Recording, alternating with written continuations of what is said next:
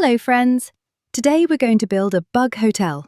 It's a special little home where all kinds of insects can come to rest, hide, or even have their babies. Bugs might seem tiny, but they're super important for nature. Some bugs help flowers grow, some eat garden pests, and others clean up old leaves. So, let's help them out by making a cozy place to stay. First, you'll need a small box. Then, go outside and gather some natural things. You can pick up some small sticks, leaves, and bits of bark. If you have pine cones in your backyard, you can add them. But it doesn't matter if you don't have them. Finally, if they are in your backyard, you could also gather hollow stems or bamboo. If you can't find any hollow stems, that's okay. Your sticks, leaves, and bark will be enough.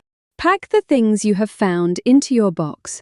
Try to make sure that there are lots of little spaces where bugs can crawl in and feel safe.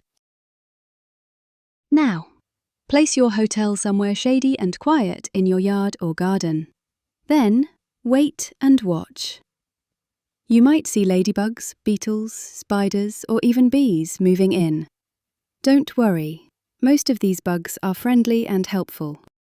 Building a bug hotel is a great way to learn about insects and how they help the world. So, what are you waiting for?